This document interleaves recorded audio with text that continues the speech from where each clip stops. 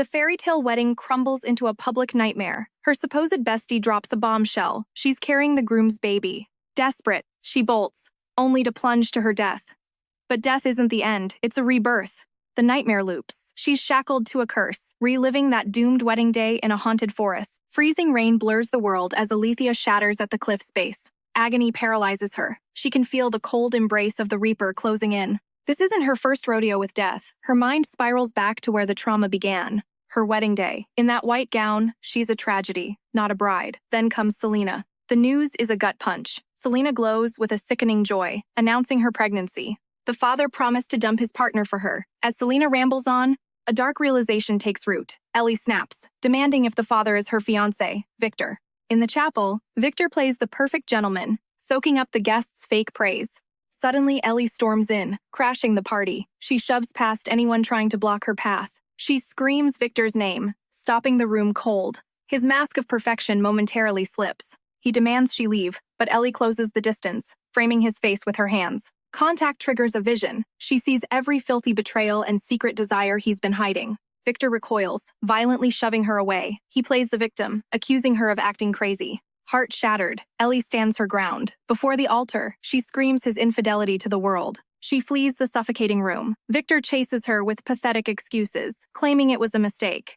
Tears sting as she laughs at her own stupidity. She was such a naive fool. She actually believed they'd be friends forever. As she sprints for her life, a shadow looms behind her. A pair of crimson eyes flash with murderous intent. A violent shove sends her tumbling down the stairs. Bone snaps. Blood stains the cold marble. That was her first taste of death. Suddenly, she's back in her bed, hearing the maid. It's time to prepare for the wedding. She prays this is a divine second chance. But it's a trap. One loop, she marries him and dies by a poisoned cup. She tried forgiveness but burned alive. She tried running but felt the steel of a blade. The cycle of death repeats. Over and over. She returns to the start. The loop is a cage. Now, only one primal instinct remains. She has to survive. She craves freedom, yet destiny keeps dragging her back to that same cliff's edge. Broken in the rain, she waits for the end. Then, a silent figure appears. Their shadow blankets her. Ellie clings to a flicker of hope, begging for her life. A muffled voice answers. They claim they can't stand to see her looking so pathetic. The robed stranger kneels, wearing a cruel smile. He bids her farewell, mocking her kindness. The blade descends, snuffing out her life. As the darkness takes her, Ellie's eyes snap open with a new purpose. She will hunt down her executioner. She's done being the victim. Through rivers of blood, she finally cracked the loop's code. The reset always hits 3 months before the wedding. Her killer is out there. A phantom in the shadows, persistent and terrifying. No matter her struggle, they find her. She ponders the sheer hatred. Who could despise her this much? Just who? Is this monster? Then, the killer's words echo. Her death is their gain. A reckless plan ignites. She's trembling, but her resolve is tempered like steel. Escape isn't an option. She'll strike first and erase them from existence. Morning comes. Emma brings Dr. Benedict. Ellie knows he's a medical genius. His legendary kindness is exactly what she needs. It's the perfect weapon to exploit. She dismisses her maid and drops a bombshell on Benedict. He must fake her terminal illness. Her days are numbered. Benedict's face turns ghost white as he flat out rejects her shady and immoral request. But Ellie stays stone cold. She quietly brings up his secret habit of giving free meds to the poor. She knows his charity is technically a crime. It's the ultimate blackmail, even if the guilt stings her soul. To survive, she's backed into a corner. She begs the doctor for one favor. Finally, Benedict gives a heavy nod. Rumors quickly spread that the Ashford heiress is fading away. Victor and Selena rush over the moment they hear. Putting on a massive performance, Selena clings to Victor, sobbing like she's actually devastated. Ellie finds the whole act sickening. Victor's voice shakes as he demands to know how much time she has left. He even swears he'll never break their engagement. Inside, Ellie is literally laughing at his audacity. She sees right through his loyal fiancé brand. Once she's dead, he can date Selena without any guilt. Suddenly, Selena mentions the Duke of Winterfrost, acting like she's actually standing up for Ellie. She drags the Duke for not visiting. Ellie knows she's just trying to rub in the fact that she's dying. She keeps highlighting Ellie's fate. Winterfrost is a Titan, one of the 4 legendary guardian houses. They stand equal to the 3 main noble families. Victor is clearly salty about the Duke's imperial favor. Victor joins the hate train, calling the Duke an arrogant prick. Ellie just gives a simple response. Maybe the news hasn't hit the frozen north yet. Still, she's vibing with curiosity about that mysterious Duke. She turns her gaze back to the cheating pair. She drops the bomb. Are you two sneaking around? The question hits like a lightning bolt, freezing them solid. Victor stammers out a guilty question. He asks if she used her powers to spy on them. Ellie peels off her gloves, breaking a lifelong vow.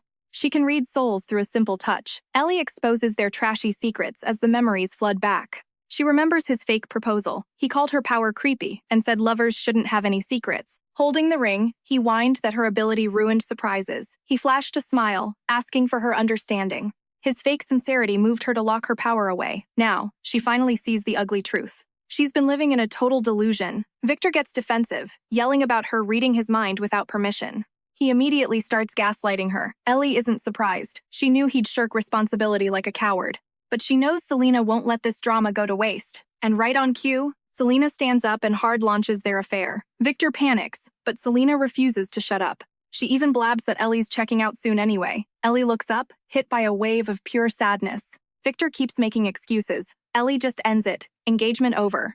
Victor is left standing there in total shock. She says love is pointless when you're dying. Without another word, she stands up and walks out. She couldn't care less about public opinion. She glances back, whispering that she's just done with everything.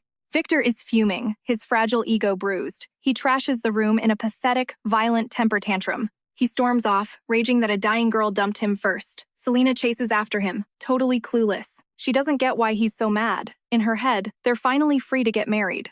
Victor can't stop thinking about Ellie's cold expression. He mutters curses about how ungrateful she is. He's dripping with resentment. Then he puts on a fake smile, asking Selena to head home together. News of Alethia's battle with death sweeps the empire. Her ex and fake friend vanish like ghosts. No calls, no letters. Even the killer is staying quiet. This gives her time to plot her fake death. Everything is on track until Emma busts in. She screams the terrifying news: the Count is back. Her father, the master of the house, has arrived. Ellie rushes down, stiffly apologizing for her look. The Count looks her over and just says she's skinny. That one line cuts her deeper than anything. He's been a ghost in her life for years. She snaps back, asking when he started caring. To him, her power was a straight-up curse. After Mom died, he turned into a block of ice. Same roof, but they were strangers. He wouldn't even eat with her. As the years crawled by, he just threw money at tutors and nannies. She was basically a prisoner in her own home. Then he prepared to ditch the estate. His final order? Stay locked inside and hide your true self. Her father's image is a fading nightmare. Masking her pain with iron resolve, she vows to handle the funeral alone.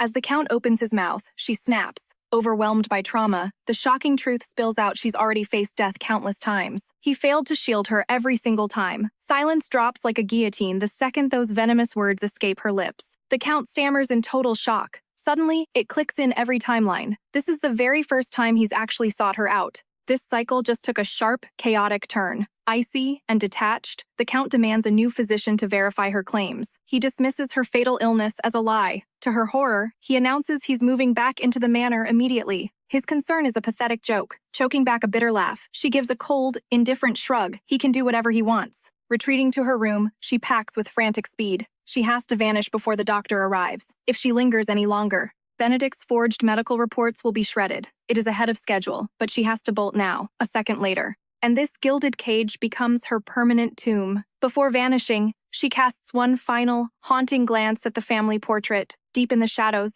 Benedict waits with a stallion. Nervous energy radiates off him as he warns her to grip the reins. Ellie swings into the saddle with flawless grace. Benedict hesitates, asking if she truly feels no remorse for abandoning her home. Leaving means never coming back to the only life she's known. Moved by his loyalty, Ellie meets his gaze with burning intensity. Returning is not an option. Instead of regret, an intoxicating surge of absolute freedom washes over her for the first time. Benedict bows to her resolve. Fighting back tears, Ellie flashes a bright, determined smile and promises to send word within days. She gallops into the midnight air, chasing the liberty she's bled for. Back at the manor, the Count finds her parting letter. His hands shake as he reads her desire for a swift end. The final sentence pierces his soul like a jagged blade. "Just let me go." On the wall, her face in the family painting has been violently shredded into unrecognizable scraps. 7 days later, House Ashford declares Alethea dead. A massive state-sponsored funeral is held to mourn the fallen noble lady. The real Alethea crashes her own funeral in disguise. Benedict begged her to stay away, fearing her face would give her away. She needs to see who's celebrating her demise. This wake is the perfect hunting ground to gather intel on her enemies. A killer might be hiding behind a mask of grief. She scans the crowd, but finds zero genuine traces of herself here. This isn't a mourning, it's a farce. How tragic. Suddenly, a stranger collides with her, breaking her train of thought. He mumbles a quick apology. Ellie's eyes sharpen. He's dressed in northern furs. There's no way the news traveled that far already. Something is dead wrong. She tracks him down immediately, using her flower basket as a clever lure to get close. He declines, but she brushes his skin, activating her power. A split second later, she recoils in absolute, paralyzing horror. Her basket hits the floor. Inside his mind, a shadow-cloaked man is issuing lethal orders to a knight called Aiden. His target? None other than Lady Ashford herself. As the memory fades, Aiden scrambles away, clearly agitated by his secret mission. Ellie is paralyzed by the vision. Suddenly, blood-curdling screams shatter the atmosphere of the funeral hall, sending everyone into panic. A guest points a shaking finger at the door. A figure drenched in fresh blood stands there. Ellie's heart hammers her ribs. That dark silhouette radiates pure malice. When Colin, the legendary Northern Guardian, drops his hood, the entire room turns to stone. The man who snubbed the Emperor's coronation is here for her? Red flags explode in Ellie's mind. This is no coincidence. This isn't a social call. It's a hunt. The memory she just stole flashes back, his baritone voice echoing like a death knell. Is Lady Ashford still alive? Kaelin asks coldly, casually noting the blood coating his armor did not come from a human. He was in such a hurry to arrive that he didn't even bother to scrub the gore from his battle gear. Whispers of the Duke of Winterfrost flood her mind. Every rumor warned that he was a monster in human skin. Kaelin tilts his head, his predatory gaze sweeping across the room. It stops right where Ellie is standing. Her blood turns cold. Is she compromised? He turns fully, his eyes radiating a lethality that could stop a man's heart from a single glance. He advances with slow, agonizing deliberation. Under his intense pressure, Ellie feels like a helpless rabbit caught in a wolf's stare. The crushing dread is identical to the moment she met her killer. Suddenly, a firm hand clamps onto her trembling arm. Benedict hisses a panicked question. What is she doing? He's desperate to pull her out of this lion's den immediately. She hesitates, desperate to tap into Kaelin's mind while the iron is hot. But in a blink, the terrifying Duke has vanished. Later, Benedict is reeling. Why would a powerhouse like the Duke target someone he has supposedly never even crossed paths with? Ellie knows what she saw in that memory. If Kaelin has been stalking her from the shadows, this meeting was calculated. She has to crack open his mind to solve this puzzle. But just then, that chilling, gravelly voice vibrates the air again. Found you. Ellie whirls in shock, only to find Kaelin towering inches behind her. Benedict masks his dread with a stiff smile, while Kaelin's predatory gaze locks onto Ellie. He casually notes the castle's labor shortage, but Ellie hears the unspoken threat beneath his words. Running is no longer an option. The game has changed, and she refuses to be the prey. Time to strike first. Swallowing her fear, she demands a maid's position to uncover his secrets. Into the lion's den she goes. Kaelin smirks, then suddenly rips her veil away. He notes her beauty is wasted on servitude. Ellie scans his face, lethal yet breathtaking. The North is a graveyard for the weak. He warns her to reconsider this suicide mission. She doesn't flinch. In her mind, she vows, if he's the murderer, she'll be his executioner. Kaelin flashes a chilling grin. I'll be watching your little performance, he purrs. The carriage rattles toward the frozen wasteland. This icy fortress is her only chance for intel. Here, she will bury the man hunting her. She stands before the shadow of the castle. Bitter winds bite at her skin. The head maid shoves her toward the cold dormitory. One look at the straw bed confirms the nightmare ahead. Elsewhere, Kaelin tracks her every move. He's amused by her reckless audacity. How long until you break? He wonders. The staff treats her like a curse. They bury her under a mountain of filthy rags. 7 days of isolation. They feast while Ellie drowns in a sea of endless laundry. A noblewoman in a servant's hell. No one helps. They only watch her struggle. She drags the weight through the frost, bone-deep, cold, devouring her spirit. Still a prisoner.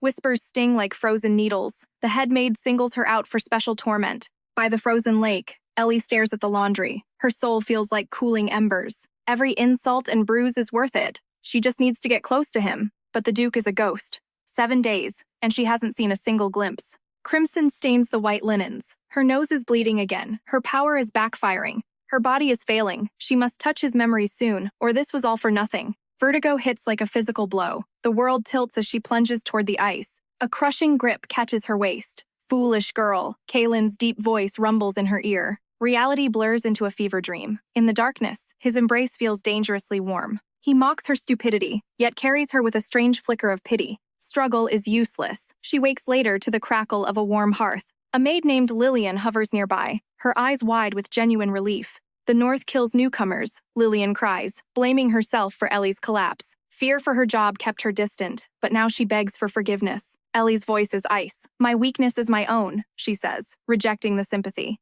Lillian won't back down. We have to protect each other, she insists emotionally. To Lillian, Ellie looks like a sibling in need of saving. This kindness feels like a trap. Who saved me? Lillian avoids her gaze. The Duke himself? How was he there at the exact right moment? She feels his presence. Cracking the window, she spots a familiar silhouette. Kaylin stands below, staring up. Their eyes lock, and her pulse goes wild. The perfect opening. She palms a pair of scissors, ready to strike. She hunts him downstairs. I knew you'd come, he greets her. He plays the concerned master. She plays the humble servant, hiding her trembling. He probes into her past. She spins a lie about House Ashford with practiced ease. Why the North? He asks, his eyes searching. I have my private reasons, she whispers. A chilling smirk dances on his face. He whispers that it's forbidden for a mere maid to keep secrets from her lord. Looming over her, his presence suffocates. He coldly reminds her she's just his plaything, his voice dripping with lethal intent. One snap, and she's gone. Trembling, she clutches her scissors and bluffs, claiming a mysterious shadow is hunting her. She searches his eyes for a flicker of fear, but finds only ice. Suddenly, his heavy hand drops onto her shoulder. You're shivering, he notes smoothly. Gasping, she fumbles the blades. The air instantly turns to lead. The metal clatters a dead giveaway. Desperate, she lunges forward and grabs his face between her palms. Ellie's heart stops. Silence. Total void. Not a single memory flashes. Her lifelong curse has finally met its match. The power that isolated her for years just vanished when she needed it most. Even the stoic Kaylin stands frozen by her audacity. He pulls her close, snaking an arm around her waist. His breath tickles her ear as he teases, admiring the view. Are we? Ellie struggles against his iron hold, but he's like a brick wall. Then, he leans in further. No one has ever dared to handle him so roughly.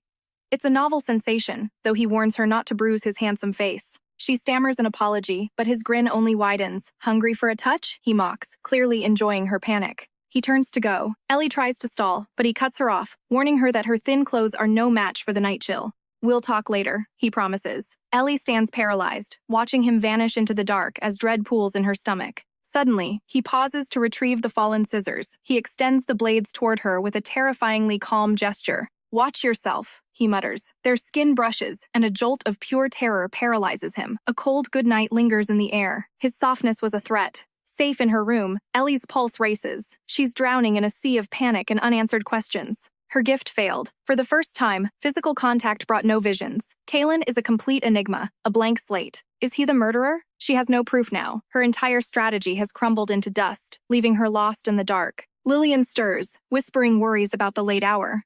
Swallowing her fear, Ellie fakes a smile and pulls up the covers. The knights return at dawn, Lillian warns. It'll be chaos. Those words hit Ellie like a lightning bolt. A new lead. Aiden, the blonde knight from the memorial. He's her only hope. She squeezes the scissors, her resolve hardening like steel. She has to find him. By sunrise, the courtyard erupts with the thunderous homecoming of the Empire's finest warriors. Basket in hand, Ellie weaves through the soldiers, hunting for Aiden's face. A soldier smirks, tossing her a wink. Want to help with these? He teases, peeling off his shirt before she can blink. Ellie's face sets on fire. Suddenly, a dozen more warriors are stripping off their grimy, sweat-drenched gear, laughing like lunatics. They hurl their laundry at her, trapping her in a circle of raw muscle. She's paralyzed, eyes darting everywhere but forward. They swarm her, their flirtatious shouts growing louder and more aggressive by the second. Before she drowns, a sharp voice intervenes. Aiden marches over, his expression dark with disapproval. Have some respect, he snaps. But a veteran soldier sneers back, his voice dripping with pure, unadulterated venom. He mocks Aiden's low-born blood, barking that a commoner has no authority here. Aiden simply lets out a dry, icy chuckle. Let your sword do the talking, Aiden goads. Infuriated, the knight roars and lunges forward for blood. A comrade intervenes, dragging the attacker back. Watch your back, peasant, the knight spits, throwing one last lethal glare. Peace finally returns to the dusty yard. Standing alone with her, Aiden bows deeply, his face flushed with genuine shame. Forgive their behavior, he sighs. He offers to leave his laundry outside his quarters so she won't have to face them again. He turns to go, but Ellie snatches his sleeve. Heart pounding, she gathers her strength for a desperate move. She whispers a request for help. Aiden looks confused, prompting her to scramble for a believable lie on the spot. The load is too heavy, she stammers. Without a second thought, Aiden stoops down and heaves the massive basket himself. Lead on, he says. Ellie reaches out, pretending she needs to help balance the weight by touching his hand. Skin meets skin, and a tidal wave of visions crashes over her. She's suddenly standing inside the Duke's shadowy office. Aiden is reporting on a broken bridge to the northwest, but Kaylin is already 10 steps ahead of him. It's a yearly occurrence, the Duke notes dryly, shocking Aiden. Then, the tone shifts. A classified high-stakes mission is assigned. Secure the Shadowblade Directive, Kaylin commands, and find Finn. The vision fades, leaving Ellie reeling from the revelation. Aiden's voice snaps her back. She masks her shock and continues walking. Later, she sits in silence, mind racing with theories. What is the Shadowblade Directive? Whatever it is, the chilling weight of that conversation suggests something absolutely sinister. Ellie's on a mission, but the resident mean girls start throwing shade about her unfinished chores. They roast her for chasing men, sneering that at least she picked the high-tier Aiden. Ellie ignores the noise, but Lillian suddenly slams the table, silencing the entire room. She stands up and absolutely roasts Rosa, spilling the tea on her humiliating rejection last year. Lillian mentions Rosa's midnight bathroom sob session. Panicked, Rosa desperately tries to shut her up. After Lillian shuts down the bullying, the haters retreat. Ellie's grateful, but Lillian just gives a cool wink. Noticing Ellie's meager soup lunch, Lillian frowns. She insists Ellie needs more fuel for this exhausting grind. Lillian suggests a town getaway for their break. Ellie's eyes light up. She knows the perfect spot. That afternoon, they hit a suburban ranch. Ellie shyly admits she's a total sucker for cute animals. At the ranch, Lillian calls for Finn. The guy practically trips over himself trying to greet them. Finn reveals he's training a beast dog the Duke rescued from a literal monster's den. This dog looks more like a savage wolf, teeth bared. Lillian hands Ellie some bread to hold. They prep the muzzle, but the beast locks eyes with Ellie. A dangerous glint flickers in its gaze. Ellie's gut screams danger, but it's too late. The beast lunges at her in a terrifying frenzy. Finn screams for her to run, but Ellie is already slammed into the dirt by the creature. Her hand brushes its paw, and a shockwave hits. Her mysterious power works on animals, too. Suddenly, the beast whimpers and retreats. That is when Kaylin storms onto the scene. He checks her for injuries while Finn shakes, admitting he totally lost control of the hound. Kaylin's voice is ice as he berates the failure. Desperate, Finn tries to offer an alternative. Finn claims the beast is too wild. Without blinking, Kaylin drops a chilling, heartless order. Kill it. Everyone freezes. To Kaylin, a useless beast is just a threat waiting to happen. Ellie's heart drops. She shouts for him to stop, stunning everyone as she reveals the truth. The mother isn't crazy. Her baby is still trapped in that monster lair. She just wants her pup. She only lunged because she smelled food. It wasn't malice. It was a mother's desperate instinct. Visions of the dog shielding its tiny pup flood Ellie's mind. It's a heart-wrenching scene of devotion. Thinking of her own neglectful father, Ellie kneels and gently cups the wolf dog's face with warmth. She swears to help, but Kaylin yanks her back, fuming at her reckless disregard for safety. He calls it a mindless monster, but Ellie stands her ground. She won't let this mother die. You saved her because you wanted her to live too. Kaylin's icy gaze finally falters. Finally, he commands Aiden to find the pup. Aiden tries to argue, but is instantly silenced. Sensing the change, the dog whimpers gratefully.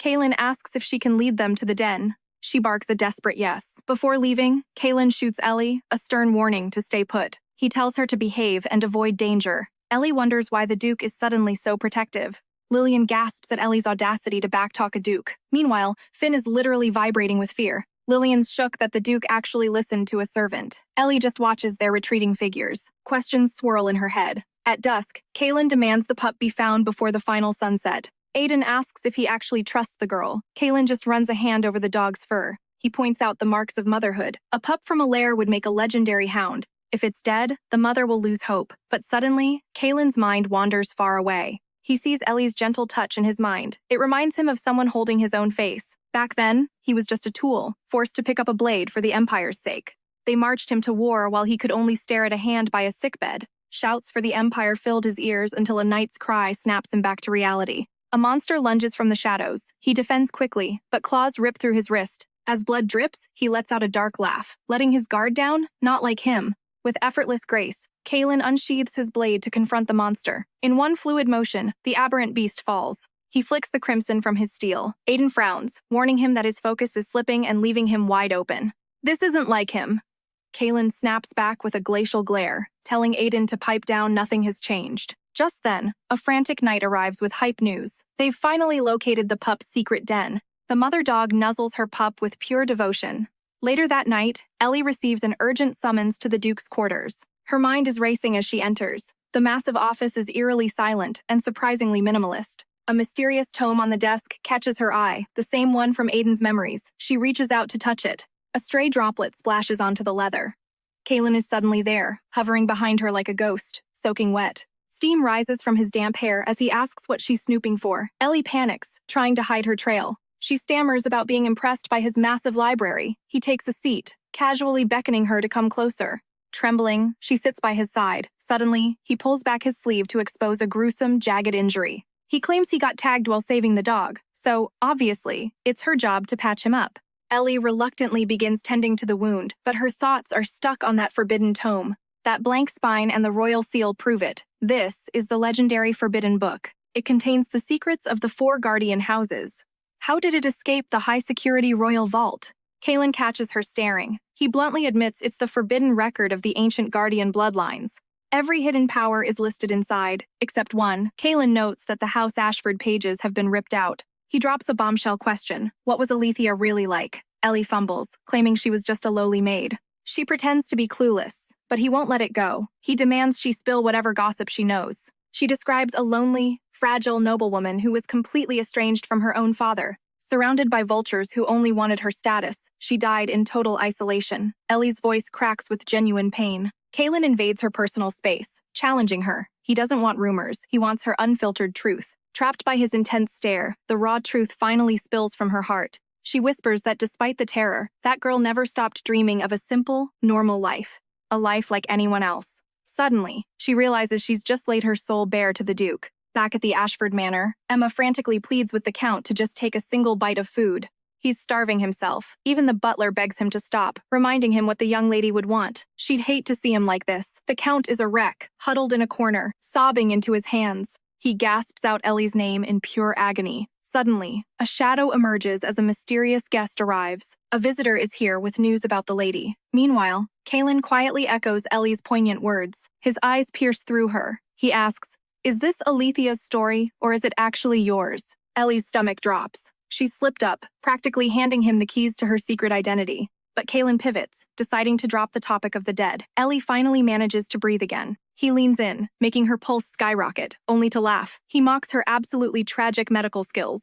The wrap is a total disaster, drenched in ointment. Ellie scrambles back, desperate to put space between them. She quickly asks about the pup. Right on cue, the tiny brown dog comes charging toward her. She scoops up the chunky little fluff ball, relieved it's safe. Kaylin scoffs, acting totally annoyed. He grumbles that the dog is ignoring its true hero. Ellie thanks him, despite her lingering doubts. He drops the act, admitting he went because she finally showed a flicker of real emotion. She used to be an ice queen. Now she finally feels alive. His words hit deep.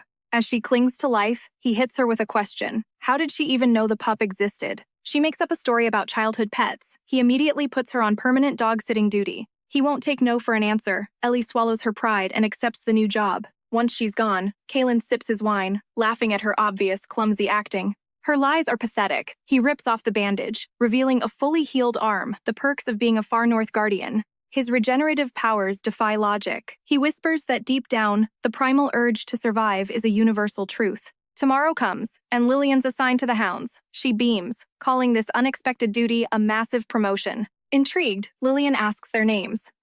The snowy one is Snowdrop, while the golden brown pup is dubbed Honey. The Duke scoffs at the childish names, but surprisingly agrees. Lillian stunned the cold. Duke actually cracked a joke? He's clearly grown comfortable around Ellie. She's left spiraling. Have they truly bridged the gap between them? Lillian rushes off with a quick goodbye before her shift. Ellie tracks her retreat, feeling a strange tension. Lillian's been acting sketchy, yet her words linger. Maybe the Duke isn't the frozen monster the rumors claim. Or is this just a masterclass in acting? Finn breaks her focus, asking about her new gig, training the hounds. She admits she's still finding her footing. The learning curve is steep, and she hasn't mastered it yet. After some small talk, she cuts to the chase. She grills Finn about a term haunting her mind. Shadowblade Directive? Finn shrugs it off. It's just common medicine used for treating sick livestock. Ellie's internal alarms blare, Aiden already asked. Finn looks worried, wondering if the Duke's hounds are actually falling ill. This makes zero sense. She thought it was lethal poison. Why is Kaylin hunting for basic farm meds? A darker secret is brewing. Suddenly, Snowdrop snaps the leash and bolts into the dense forest. Tossing a quick goodbye, Ellie dives into the woods, dragging Honey along as she chases the runaway pup. She corners Snowdrop, but then a familiar voice stops her cold. It's Lillian, with a man. A knight grips Lillian's hand with sleazy charm. Ellie tries to ghost, but Snowdrop lets out a loud bark. Lillian spins around, face pale with guilt. But the real shocker? That knight is the same jerk Aiden fought. Lillian's voice trembles as she begs for silence. She's on the verge of a total breakdown. "So this is why you've been MIA?" Ellie asks.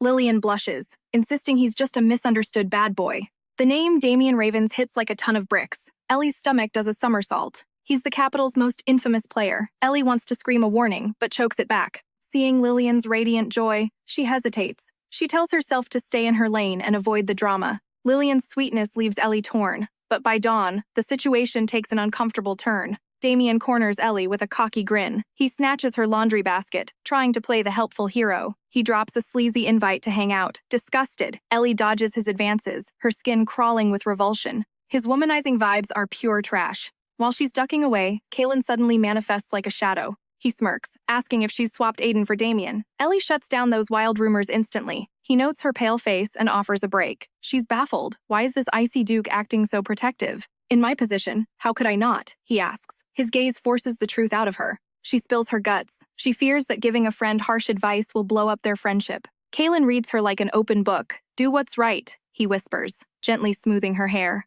He promises to exile anyone who dares dislike her. Ellie's jaw drops. Who says that with a straight face? He flashes a chillingly calm smile. To him, protecting her is just that simple. With him as her shield, she's untouchable. Later, Lillian gets ready for another date, looking absolutely glowing. Watching her, Ellie's heart is in a vice. Lillian was the first to show her real kindness. She can't stand being hated again like Selena, but seeing her bestie betrayed by a jerk is worse. Determination wins out. She stops Lillian, dropping the hammer. Damian Ravens is absolute scum. Lillian freezes, hurt radiating from her eyes. She can't believe Ellie would trash the man she loves. Ellie exposes his laundry list of crimes, but Lillian shuts her down. She chooses to trust her heart. Regret washes over Ellie, days pass, and Lillian treats her like a ghost, avoiding every possible encounter. Haunted by Lillian's betrayal, Ellie wonders if she overstepped. Maybe Damian actually changed his ways? Noble gossip is often trash anyway. Just as she's about to apologize, the world comes crashing down. Rosa bursts in, screaming in terror.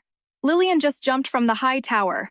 They crowd around Lillian's unconscious body. A haystack saved her life, but will she ever wake up? Why did she really fall? Hovering over the bedside, Ellie refuses to believe Lillian chose this tragic end. Grabbing Lillian's hand, she dives into those fractured memories.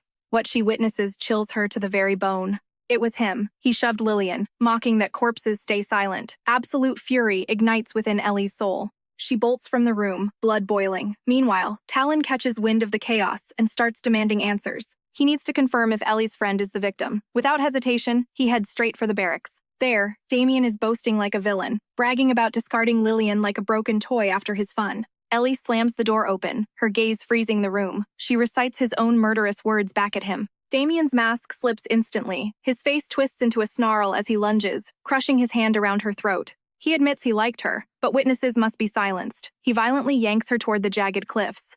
Other knights watch, paralyzed by his predatory glare. No one dares to intervene as he drags her away. He lets out a twisted laugh, fully embracing the monster Ellie accused him of being. With one swift shove, he sends her plummeting. Her last memory, his cruel mockery echoing from the heights. The freezing lake swallows her whole. The crushing weight of despair feels heavier than the icy water itself. She's tired of the endless cycles and wants to quit. But suddenly, a shadow cuts through the surface. Kaylin dives deep, reaching for her through the dark.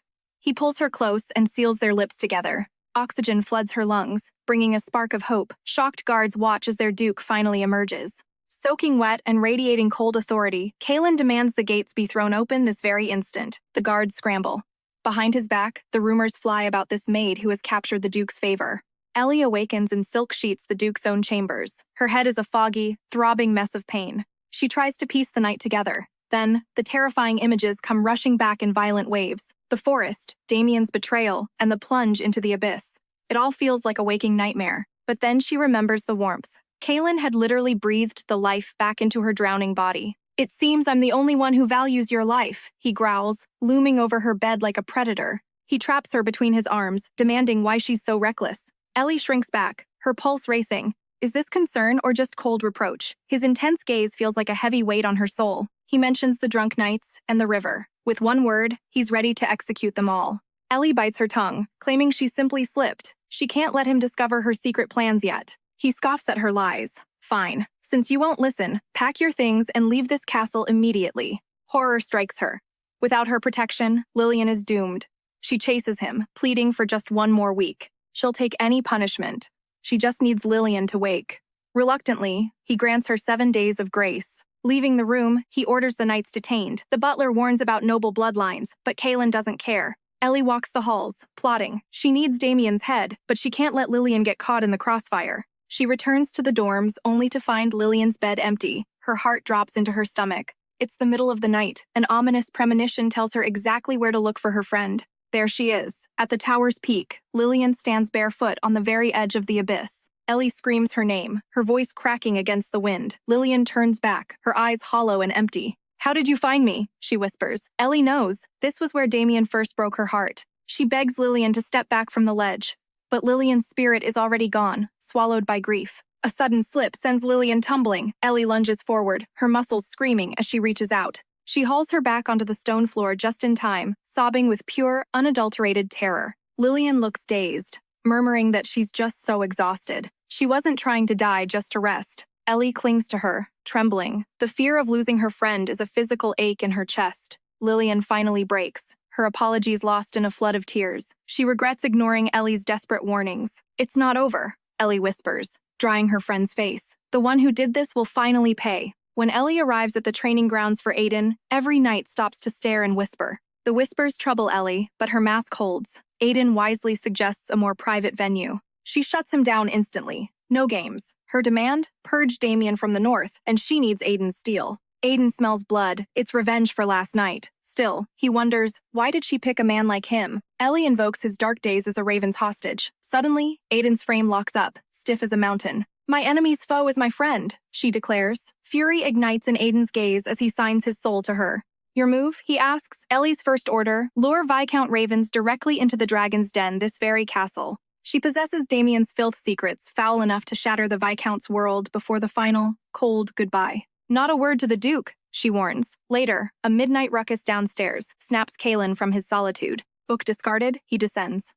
Viscount Ravens has barged in, demanding an audience with his locked-up disgrace of a son. Kaylin scoffs with icy disdain. Damien is repenting, the Viscount bellows, clinging to the lie of his son's innocence. One sharp word from the Duke kills the shouting. "Escort him to the parlor," Kaylin commands Aiden, eyes like flint. Resistance is futile. As the doors swing wide, the Viscount recoils. Ellie is already there, waiting like a silent wraith. "Sit," she purrs. "We have much to settle regarding your son," the Viscount scoffs, waving her off like a fly. He thinks this is lover's spat drama. Ellie corrects him that minor quarrel was actually cold-blooded attempted murder. He shields his heir, swearing Damien lacks the stomach for blood. He even tries bribing her with Lillian's wiped debt. To end this charade, Ellie pulls a final card. She slides a weathered land deed across the polished table. "This is Marcus's grave," she whispers.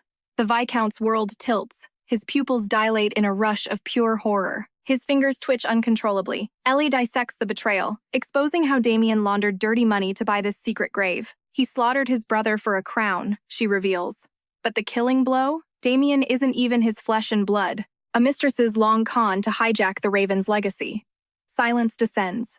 The Viscount sits paralyzed, his tongue heavy with grief. Denial is a powerful drug. He resists. Ellie offers a choice: dig for the truth, or witness the confession herself. Tap, tap. Ellie stands at Damien's cell with a tray. He opens up, and his heart stops. He's seen a ghost. The girl he left to drown is alive and breathing. "Miss me?" she asks, her voice dripping with venomous mockery. Damien snaps, pinning her against the stone. The realization hits this cage was her doing. He snarls a promise of death. Ellie's eyes stay cold. "Why not just bury me? You know, the same way you shoveled dirt over your brother." Color drains from Damien's face. He looks like a corpse as a violent tremor seizes his entire frame instantly. How do you know?" he stammers. Suddenly, a shadow looms. The Viscount steps out from the darkness, voice booming. Ash-faced and broken, the old man stares down his son with a gaze fueled by a father's agony and wrath. Shaking with desperation, Damien spins more lies. "It was an accident. Marcus fell. I swear on my life." Then comes the killing question. "Are you even my blood?" Damien's composure shatters. The truth slips through his panicked lips. Did Mother tell you?" That's it. The confession is out. The Viscount's heart implodes into a million jagged shards. He faces Aiden. "Do as you wish with him. This monster. He is no son of mine. Never again." The Raven's name is stripped away. He curses the day he knighted a murderer and handed him a family blade. Damien collapses, reaching out for his retreating father, but Aiden stands like a brick wall. There is no escape. Aiden signals Ellie to exit the wreckage. She gazes down at the pathetic man, savoring the sweet nectar of vengeance. She walks the old man to his carriage. He offers a hollow thanks. She gave him the truth, however brutal. I'll reach out once I bring Marcus home, he sighs, his voice heavy with the exhaustion of a soul-deep wound. Atop the stone ramparts, Ellie watches the wheels roll away. Behind her, Kaylin materializes like a ghost in the night. So this was your little game? He growls. He expected a docile maid, not a cold-blooded mastermind of ruin. He didn't anticipate this level of chaos. He'd been watching since her first secret meeting with Aiden. He knows everything. He plays politics with monsters. She burns them. I can't wait anymore, she snaps, her eyes burning with suppressed rage. Bracing for exile, she offers to vanish by dawn. But Kaylin grips her world with a sudden, ironclad declaration. She is now his personal maid. No exits, no freedom. Her new bed, right next to his own private chambers. Under his thumb 24/7, Ellie's head snaps up, her mind reeling from the weight of this gilded, suffocating cage. He shadows over her, his breath hot against her ear. You aren't leaving, he whispers. Not as long as I live. He'll never let her escape his side. A week later, gossip spreads about Damien's brutal exile. Lillian glows while praising Ellie's victory. Our girl finally debuts her chic personal maid uniform. She's the center of attention now. This promotion has completely flipped her life script. A cozy room, fire uniform, and fat checks. Surprisingly, there is zero jealousy from the staff. They actually find her inspiring. Lillian delivers a letter. The Viscount finally found his son's remains. He didn't question her secrets. Damien's sins are now public, and his status is officially cancelled. Banished from the north with a lost arm, his knight era is permanently over. This win earns Ellie loyal allies. Plus, the Viscount promises to repay her kindness. This new rank is the perfect VIP pass to get closer to Kaylin. A sudden cough triggers a maid panic. Lillian insists she return to her room to rest. Lillian takes over the chores. Resting in bed, Ellie wonders why her new job feels like vacation. Kaylin's only order was to stay on standby, but he's ghosted her for a full week. Is he just using this title to protect her? But why go so hard for a maid? Does he care that much? Or does she possess some secret value she hasn't unlocked yet? She eventually drifts off. Suddenly, the door creaks open as Kaylin slips inside like a shadow. He brushes back her hair, sighing at her stubbornness, despite the burning fever. He watches her sleep, whispering a forbidden name, Alethea. He's totally hooked on her. Days later, Ellie is tending her plants when a summons arrives. The Duke wants her in the parlor. Ellie's heart does backflips as she opens the door. She freezes. Benedict is there. Kaylin casually acts like inviting her old doctor is totally normal. He claims a familiar face will help her fragile health. It's a suspiciously thoughtful move. Shook, Ellie leads Benedict away while desperately trying to maintain her poker face. Her brain is a mess. Benedict tries to help with her bags, but she shuts it down. New fear unlocked. Is he a spy? He was way too easy to win over before. She grabs his hand, using her memory hack to see if he's been compromised. Benedict just sees her rough hands and feels bad. Fortunately, his mind is totally clean. He's legit just a doctor. Still, she grills him on why he really came north. Benedict looks hurt. He was starving and sleepless, waiting for a letter that never came. He's tearing up seeing her alive. That pure sincerity finally warms her cold heart. Classic Benedict. Over tea, they dive into the spicy gossip trending in the capital. Victor and Selena's scandal is everywhere. Everyone thinks her death is linked to their drama. They're hiding like losers now. Ellie remains calm. She's already lived through this rerun. Benedict mentions her father is devastated and has locked himself away. She scoffs at his fake grief. Enough about him. What about the Shadowblade directive? Benedict's vibe shifts instantly. The mood in the room goes from 0 to 100. His voice shakes. That poison is a death sentence. It even took out the former empress. He describes the agony, a burning tongue followed by soul-crushing pain, muscle stiffness, then suffocation. It's the exact nightmare she suffered in her past lives. This specific toxin was her executioner in every single cycle. And that's exactly what Kaylin is hunting. Suddenly, Benedict blurts out her real name, Alethea. Crash. A tray hits the floor. Lillian is standing there, looking like she saw a ghost. She's trembling, face white as a sheet. Why did he call you Lady Alethea? Ellie tries to stay cool, praying Lillian didn't hear the rest of the tea. She tries for a former boss excuse, but Benedict doubles down and calls her Miss. Game over. Her cover is officially blown. Lillian is left gasping in pure disbelief. Cornered and desperate, Ellie drops the bombshell. She is Alethea, and she pleads for Lillian to keep this dangerous secret buried forever. Lillian turns to stone. While Ellie wears a mask of calm, her heart thrashes against her ribs like a trapped bird. A trembling Lillian whispers, "Does the Duke know?" When Ellie confirms he doesn't, Lillian's anxiety spirals out of control. Ellie prays their bond remains unchanged. Suddenly, to her utter bewilderment, Lillian collapses to her knees in total shock. Lillian sobs out apologies for past slights. Ellie quickly pulls her up, insisting she is the one who caused this mess. But the sheer terror in Lillian's eyes is soul-crushing. Was Ellie the only one who truly valued their friendship? She steps closer. Gently, Ellie vows there is nothing to fear. In this room, she is still just Ellie, but a heavy silence lingers between them.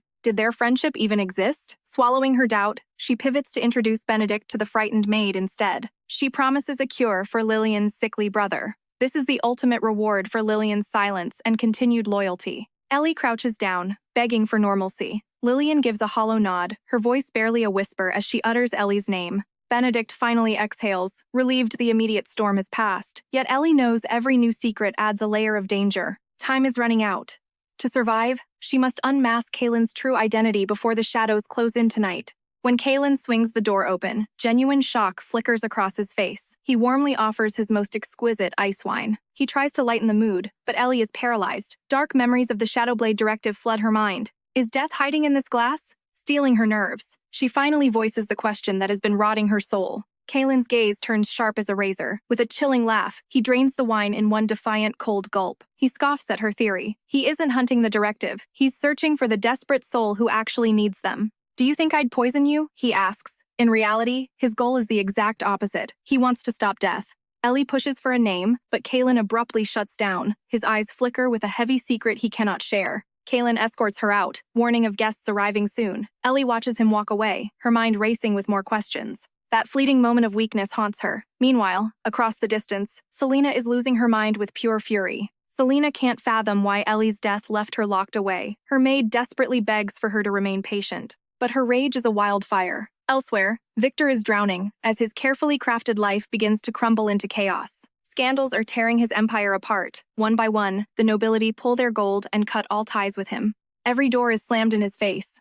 In total despair, his eyes lock onto a mysterious, exquisite box. Perhaps it's time to follow that person's orders. Finally, spring begins to thaw the frozen northern lands. The castle is a hive of frantic activity. Maids scrub every corner, but Ellie senses a heavy storm approaching. What kind of elite VIP warrants this much chaos? She stops Lillian, hoping for answers in the bustling hallway. Lillian flinches, forcing a strained laugh. The awkwardness cuts Ellie deep, but she must know who is coming. Ellie plays it cool, but Lillian claims ignorance. She insists it's just a routine seasonal cleaning for the castle. Suddenly, the head maid announces, the capital's elite have arrived. Lillian stares at Ellie, baffled by her strange intuition. Before she can react, Ellie is ordered back to her quarters. It's a direct, cold command from the Duke. Whispers fill the air as maids speculate. The truth drops like a bomb. The children of the guardian houses. Ellie's world shatters. The two faces she never wanted to see again instantly burn into her mind. Her fears are confirmed when Victor and Selena enter. Kaylin greets them with his usual, chillingly elegant charm. Victor bows politely, but internally, he's seething at the Duke's blatant arrogance and cold demeanor. From the shadows, Ellie watches them. Did they track her down? Have they finally come to finish her off? Selena puts on her sweetest facade, gushing about the snow. She begs the Duke for a private sightseeing tour. Victor sharply cuts her off, tension vibrating in his voice. Kaylin doesn't even blink as he declines her request. He offers a substitute guide instead. He reminds them that bloodthirsty, aberrant beasts prowl the frozen wastes outside. Selena pales instantly. Victor moves to protect his fiancée, their shared intimacy feeling like a dagger to Ellie's heart. Suddenly, a mocking laugh escapes Kaylin. He remarks that the scandalous rumors must be true after all. Victor tries to stay composed, but his white-knuckled grip betrays the absolute panic surging through his veins. The Duke's smile turns predatory. You two truly are a perfect match. His gaze is lethal. Hidden away, Ellie's soul trembles under a suffocating weight of absolute dread. Let's head to the dining hall, he suggests, his eyes gleaming with a hunger for the latest rumors from the capital. Panic surges through Ellie. She's cornered in the breakfast room with absolutely zero escape routes. She overhears Victor questioning the broken carriage. It turns out this castle was never their intended stop. How did Kaylin see this coming? Her heart hammers against her ribs as the doorknob begins to turn. Kaylin swings the door open. Time stands still as their gazes lock, and he instantly shields her from view. He offers to lead the guests to their quarters, firmly shutting down Victor's request to eat right away. The maids wordlessly grab the bags while Selena flashes a playful smile, promising they'll be back in a flash. The Duke maintains a flawless, aristocratic smile until the guests finally vanish down the long hallway. The mask drops instantly. He turns to Ellie, his eyes turning into shards of lethal northern ice. Why can't you just listen? He hisses. Meanwhile, Selena is already complaining about their disastrous carriage wreck. She scoffs at the castle, calling it pathetic for a duke, before clingily leaning onto Victor's shoulder. She coos that anywhere is paradise with him. Victor just chuckles, asking if she's really that obsessed. In her head, Selena is already hearing wedding bells, convinced this trip is a prelude to a proposal. She dreams of their private world, but Victor's sharp instincts flare up. Kalen is definitely hiding something. His eyes narrow at the breakfast room doorway, catching a fleeting shimmer of silvery white hair. It's the exact shade belonging to his memory of Ellie. The realization hits him like a physical blow. He's reeling in shock. Simultaneously, Kalen towers over Ellie, demanding to know why she defied his orders. Ellie doesn't flinch. "How did you know the carriage would break down exactly here?" she fires back. "That's none of your concern," Kalen growls, his voice vibrating with a dark, suppressed rage. He asks mockingly if she wants an intro to the guests, but Ellie sees right through his facade. "You're lying," she points out. "You were just frantically trying to keep me out of their sight." Pain flickers in Kalen's voice. He's at his wit's end whenever she acts this stubborn. Seeing his wounded expression, Ellie freezes. Suddenly, the butler bursts in, shattering the heavy tension. Reporting an emergency, Kalen commands Aiden to haul Ellie back and watch her every move. Ellie is stunned by his audacity. Once they're alone, Aiden curiously asks if they're actually a couple. She denies it instantly, but Aiden is skeptical. He's caught the Duke staring at her more than once. "Just work with me," he begs, "or I'm toast." Ellie can only nod, feeling a pang of guilt.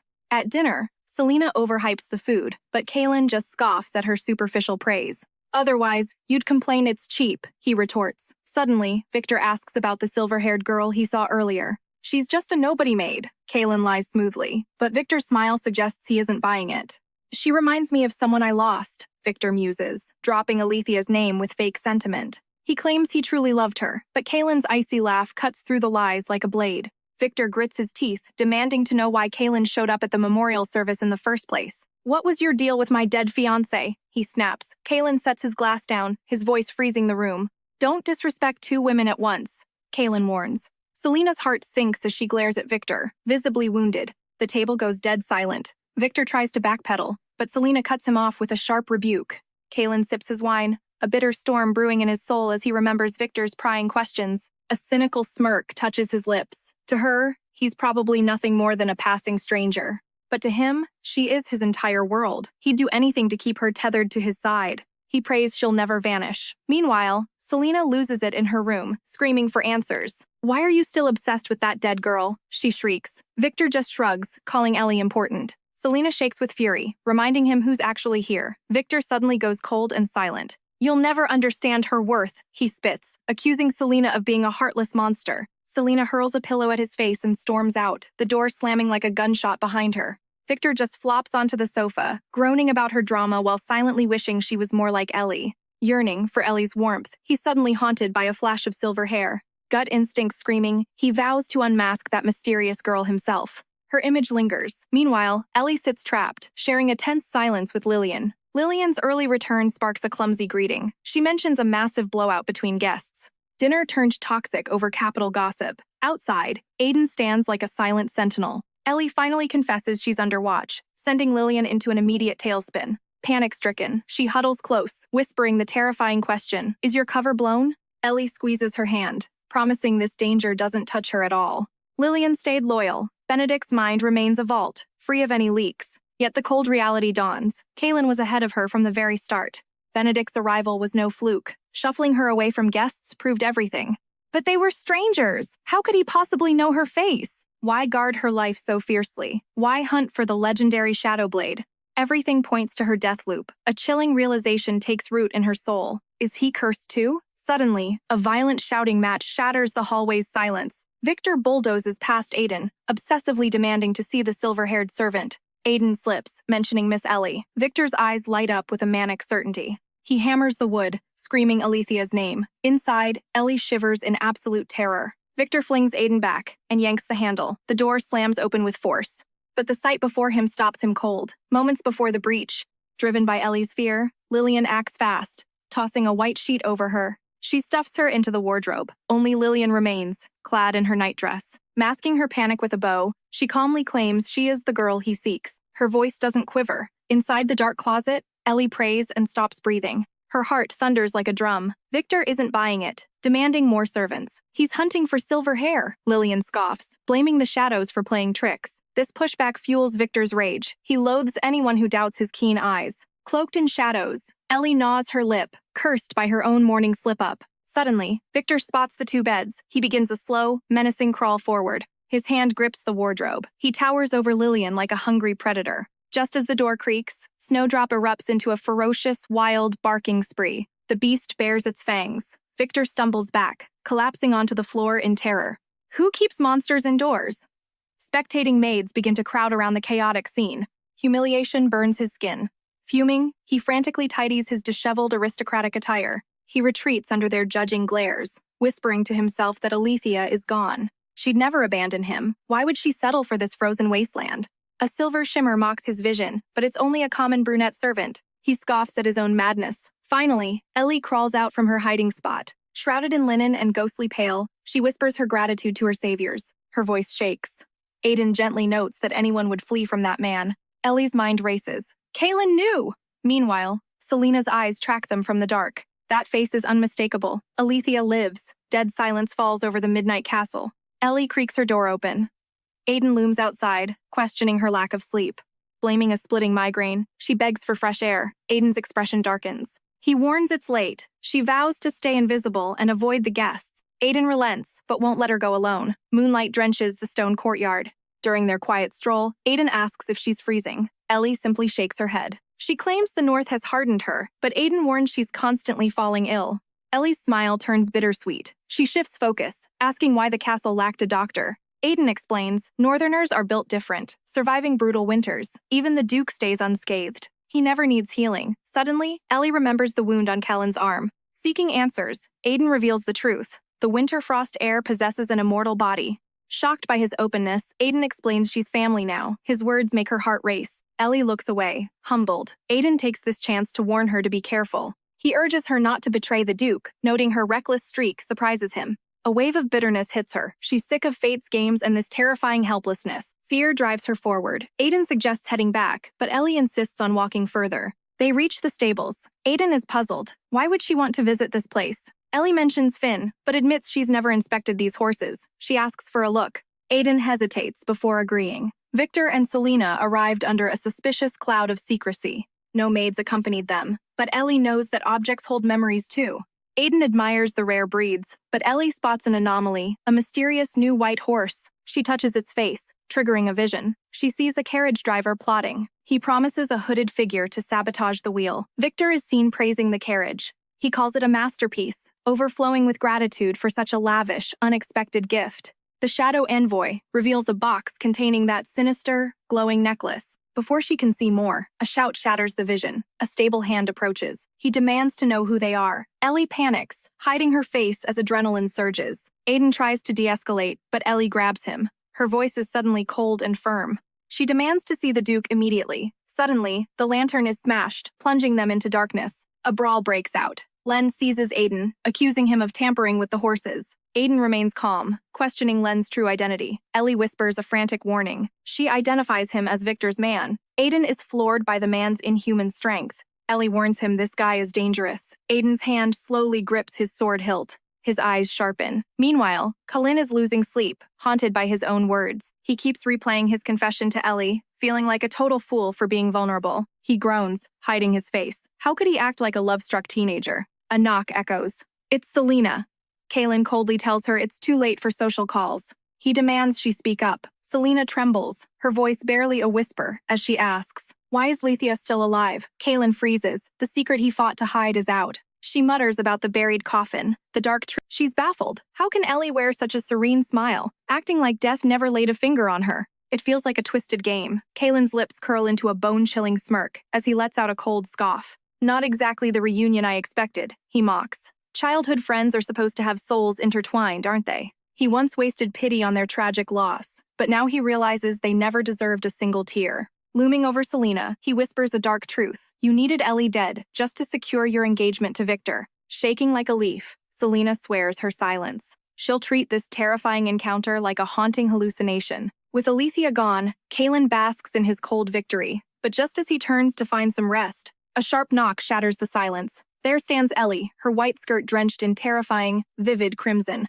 Kaylin's heart stops. Memories of that rain-soaked night and her broken body flash through his mind like lightning. Logic snaps like a blade. Blinded by trauma, he lunges forward and seizes her with a grip like iron. "What hell have you unleashed now?" he roars with unbridled fury. Before she can even utter a word, he hauls her toward the shadows. Her desperate pleas fall on deaf ears as he discards her to the guards. He tosses her into the freezing dungeon. "Keep her breathing," he snarls. "That's all that matters now. Shackle her if you must." Inside the lightless tomb, Ellie desperately claws at the rusted iron bars. She screams about Victor's treachery in the north, but Kaylin's gaze remains pure, unfeeling frost. Selena witnessed everything. Ellie's world stops. Kaylin vanishes into the dark without a single backward glance. The guard's cruel laughter echoes through the stone walls, mocking her desperate warnings as nothing but fairy tales. A dark sorcerer? So what? Bound and broken, Ellie sinks into a pit of absolute, crushing despair. The Shadow Envoy's prophecy resurfaces. The reign of Winterfrost is a dying flame, ancient and weak.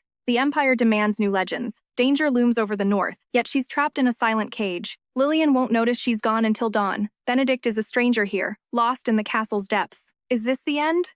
Will she never see Kaylin again? Meanwhile, tension peaks in the guest wing. Victor stares at Selena, stunned. She's demanding an immediate escape back to the capital this very second. He demands answers, but she fakes a sob about missing her brother. It's a pathetic, transparent excuse. "The carriage is trashed. We're stuck," he snaps. But Selena erupts into a full-blown, hysterical tantrum. Victor's skin crawls with disgust at her weakness. But with Alethea gone, his options are limited. He gives in, promising a dawn departure. Only then do her fake tears finally dry up. He throws on his furs and heads into the biting frost, Selena trailing him like a wary shadow. Trudging through the snow, Victor reaches the peak and uncovers a hidden ancient relic from his neck. Selena peers at the object. "This isn't jewelry," he boasts. "It's a horn that rewrites destiny itself." The envoy's voice echoes this artifact was carved from Frostfang, the legendary, colossal king of the wild. One blast forces every monster to bow. It's the ultimate key to absolute, unrivaled power. Victor believes he was born for this to be the Empire's savior. Despite his fear, he goes all in. He'll command the beasts and force that arrogant duke to crawl in the dirt for mercy. Selena shudders at his madness. Victor raises the ancient horn, his lungs filling with the frozen air. A haunting drone vibrates through the valley. Suddenly, the earth trembles beneath a monstrous, thunderous stampede. "Kaylin will pay in blood!" Back at the manor, Benedict finishes stitching Aiden's brutal wounds. He delivers the grim report to the Duke. Kaylin's response is a dismissive, icy command to leave. Benedict finally exhales. Though his pulse is still racing, the Duke's presence feels like a suffocating weight. He can't shake the dread. What kind of nightmare has truly descended upon this ancient castle? Inside the room, Kaylin looms over Aiden's bed, his voice dripping with heavy, sharp disappointment. "I expected more from you, Aiden." The knight lowers his gaze, drowning in a sea of shame. Under intense pressure, Aiden reveals the truth. A simple stroll with Ellie turned into a lethal ambush. A shadowy warrior struck from the dark, not a common thug, but a precision-trained elite killer. Aiden tried to take him alive, but the assassin's blade found its mark during the interrogation. Screaming his undying loyalty to the Empire, the man abruptly ends his own life. Aiden bows his head, haunted by his own fatal negligence. Suddenly, Ellie's face flashes in Aiden's mind, and he presses for her location. Kaylin's response is chillingly detached. He's locked her away in the subterranean depths. Benedict stands frozen in shock, while Aiden desperately argues that Ellie is completely innocent. While warnings about Victor and Selena's schemes echo, Kaylin remains a ghost. He pours wine with a hollow gaze, oblivious as the crimson liquid spills over. He whispers that he should have caged her sooner. Aiden shudders. The man before him is a terrifying stranger to his usual self. Kaylin's head snaps up, sensing a disturbance before anyone else. Suddenly, the doors fly open as knights storm the room. They shout reports of a monstrous aberrant invasion. Below them, the entire estate descends into absolute, screaming pandemonium. As the head maid fights to maintain order and evacuate the staff, Lillian frantically scans the chaotic crowd for Ellie. Clutching Honey tightly, her heart sinks when she finds no trace of her. The dog's anxious whimpering only fuels her rising terror. Benedict arrives out of breath, carrying grim news about Ellie's fate. Kaylin immediately leads a squad of knights to the tower's peak. They move to track the monster's advance. Though his men argue over desperate tactics, the Duke remains shrouded in a heavy, eerie silence. Just as someone begs for a command, a new report arrives. The aberrant horde is converging directly on the West Wing Tower. That is exactly where Ellie is imprisoned. Kaylin's mask of ice shatters instantly. He throws the command to Aiden and bolts toward the danger. He's going to save her or die trying. When a knight attempts to intervene, Aiden blocks them, letting his master go. Aiden knows the Duke is deaf to everything but his mission. Kalen sprints across the grounds, his heart thundering with a single, desperate thought. He has to reach her before the monsters do. Clad in the pale morning light, he races to prevent history from repeating itself. Ellie's plea for a simple, ordinary life rings in his ears. Every syllable carves into his soul like a jagged blade. He had silently sworn to grant her that wish, no matter the cost, as long as she stayed by his side. He promised to be her shield, but as the West Wing comes into view, the sight nearly stops his heart. The tower is a heap of smoking rubble, its broken skeleton wailing in the wind. Knights scramble to hold him back from the unstable ruins. They warn him of another collapse, but Kalen moves forward like a man possessed, hearing nothing but the silence of the debris. Dropping to his knees, he begins to claw at the heavy stones, consumed by the guilt of putting her there. Sharp edges shred his palms, but he doesn't feel the pain. The knights watch in horror as their lord loses his mind to grief. He thought keeping her close would save her. Why does the universe keep trying to tear her away? Just as despair takes hold, a familiar voice pierces the chaos. He spins around to find Ellie and Lillian standing safely in the distance, miraculously unharmed. Ellie rushes to him, gasping at his mangled, bloody hands. Kalen reaches out, softly whispering her full name as if it were a prayer. He confesses that the agony of losing her is more than he can survive. Before she can respond, he collapses against her shoulder. When consciousness returns, he's drifting in a void of endless shadow. He stumbles through the dark, driven only by the need to find her. A flash of silver hair cuts through the gloom. It's Ellie. His heart leaps with wild relief as he lunges toward her, only to see her face masked in blood, a sight of pure nightmare. He bolts upright in bed, gasping for air in his familiar room. Ellie is sitting right there, watching him. When she turns to fetch a medic, he catches her hand in a desperate grip. He searches her face for injuries. Ellie pulls away, claiming she's fine, but the cold distance in her eyes says otherwise. His dread intensifies with every passing second. Finally, she turns to face him, her gaze burning with the pain of a deep betrayal. She demands the truth. Why did he play along if he knew her secret all along? He tries to speak, but she cuts him deep. She asks if he enjoyed his little game, alternating between a cruel jailer and a gentle lover, just to watch her suffer. If she's just a toy in his world, she tells him he should have just let her perish in the ruins. Tears finally spill over as her voice breaks. Kalen's composure completely vanishes. He lunges forward, crashing to his knees at her feet. Burying his face in her lap, he sobs that he never wanted her to die, because if she dies, everything simply resets. They are both victims of an infinite, agonizing loop, trapped together in a cycle that never lets them go. Kalen finally reveals his curse. The daytime stood still. It began during a normal afternoon, his attention caught by a single detail. A fresh cup of tea sat on his desk, triggering a violent sense of déjà vu. He questioned his butler about where it came from.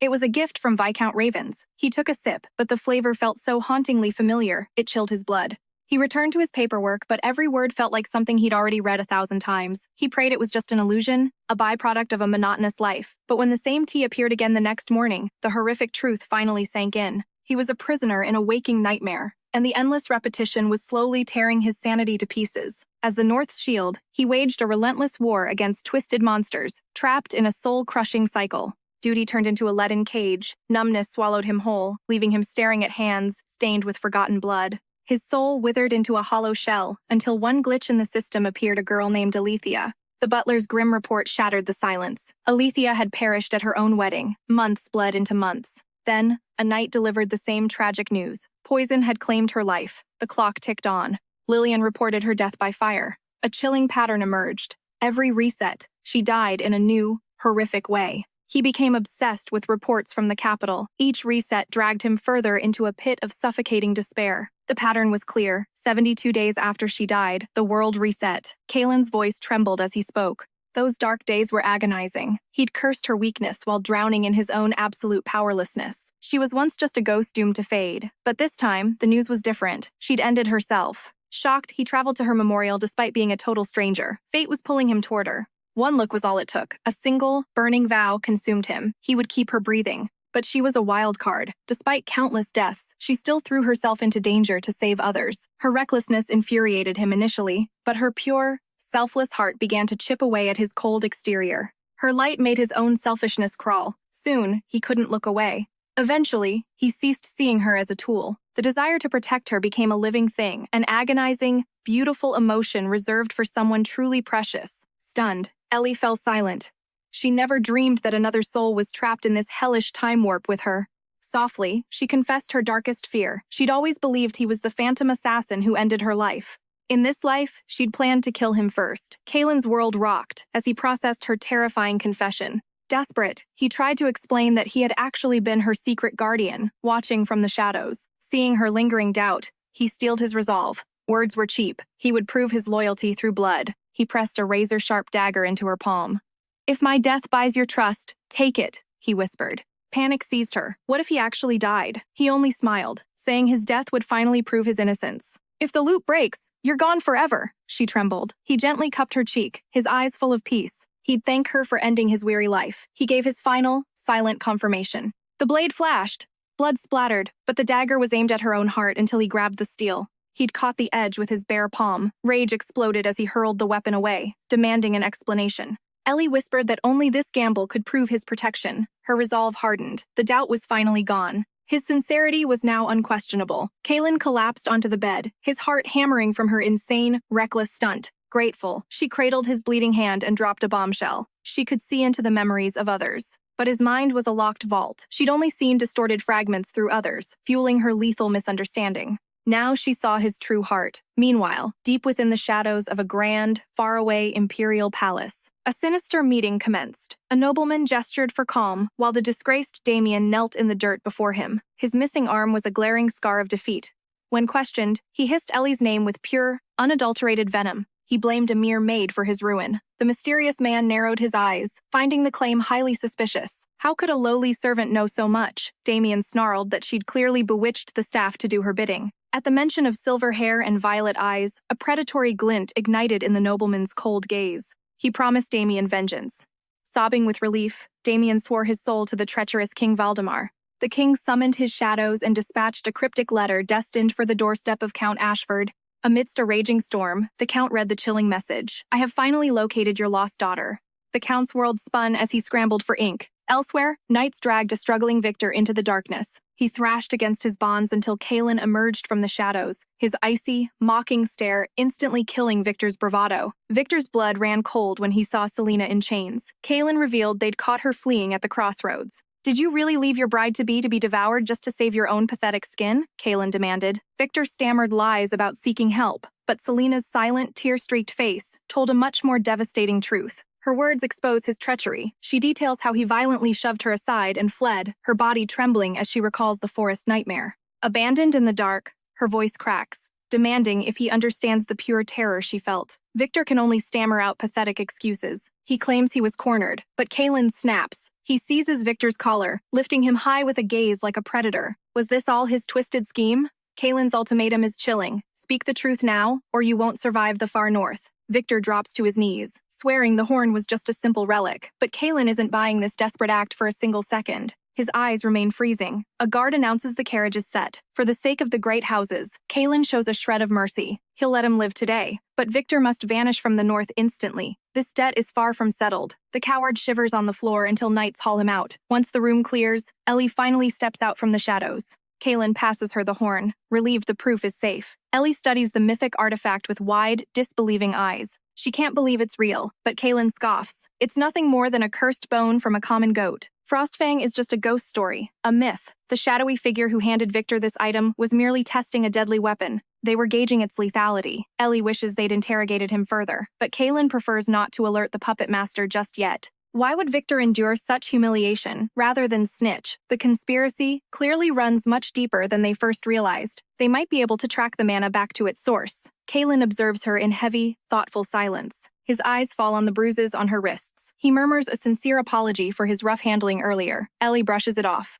She tells him to let it go, but his guilt remains heavy. His own paranoia caused all this unnecessary pain. Closing the distance, he begs for her grace. Ellie freezes. She's never been offered an apology in her entire life. Not from her cheating fiancé, nor her runaway father. Her instinct is to blame herself for everything that went wrong. He stops her mid-sentence. He needs her raw honesty and promises to honor whatever answer she chooses to give. Following a quiet beat, Ellie whispers her forgiveness. She refuses to let resentment poison her heart any longer. Kalen stands stunned. A faint smile plays on his lips. She's far too kind. He offers a heartfelt thank you. His fingers tighten around a ring. He softly asks, what's next, suggesting she could find a peaceful life here in the north. But Ellie feels her purpose here is finished. Now that she knows he's innocent, her journey lies elsewhere. She must hunt down the true culprit. But as she prepares to say farewell, Kaylin reads her intentions like a book. He captures her hand, sliding a ring onto her finger. Ellie stares down, her mind going completely blank from the shock. The jewel sparkles against her skin, making her heart race. He pleads with her, earnestly begging her not to leave. He won't let her walk into danger alone.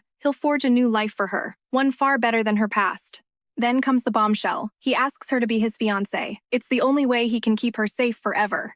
The news hits Lillian and Benedict differently. Lillian is ecstatic, gushing about how the Duke was always a softie for her. Benedict smells a rat, suspecting a hidden agenda. Lillian snaps back, insisting the Duke isn't some manipulative, calculating schemer. Ellie grazes the cold metal, knowing this is just a business arrangement. Kaylin's logic was cold and simple. Playing the part of lovers is the perfect smokescreen. She sees the logic, but fears the messy fallout this lie might bring. A mere maid marrying a duke? The scandal alone would cause an absolute riot among the high-ranking nobility. Kaylin just smiles. In his territory, his word is law. He takes her hand in his, radiating a strange warmth. He promises a new name, but Ellie feels a chill. Without real status, she'd just be a bird in a gilded cage. It feels like the Ashford prison all over again. Sensing her spiraling, Benedict quickly pivots the conversation to something else. He brings up Aiden's recovery. Ellie nods, determined to express her gratitude to him face-to-face very soon. Lillian jumps at the chance to join. Benedict teases her about her obvious crush, turning her face bright crimson. Their bickering warms Ellie's heart. Peace has finally settled over the fortress, and the tension is beginning to fade away. The aftermath isn't as grim as they feared. It's all due to Aiden's leadership and a surprising hero. Honey trots over happily.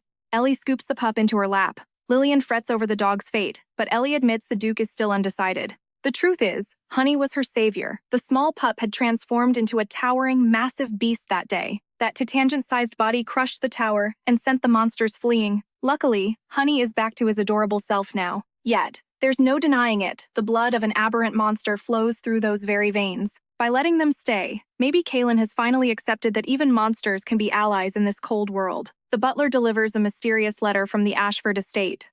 Upon reading it, Benedict's expression shifts into something truly haunting. He thrusts the parchment toward Ellie, insisting she witness the contents herself. The message is chillingly brief, only a few lines long. Yet, those words strike Ellie like a physical blow. It reads, "Althea has returned. You belong back home too." As morning light pierces through the window lattice, Kaylin nonchalantly unseals a formal letter bearing the Imperial Palace's golden seal. The Emperor offers fake praise for his attendance at the memorial, while low-key shading him for avoiding the palace. Sick of the arrogant lecturing, Kaylin sneers and tosses the expensive stationery directly into the roaring fireplace. While the butler frets over drafting a formal response, Kaylin scoffs, calling the entire charade a massive waste of time. Half listening to reconstruction reports, his mind wanders elsewhere until the mention of 2 special dogs snaps him back to reality. "Leave them be, for now," he mutters indifferently, cutting the butler off to move on to more pressing matters. Resting his head on his hand, Kaylin's thoughts are completely hijacked by the image of the silver-haired girl.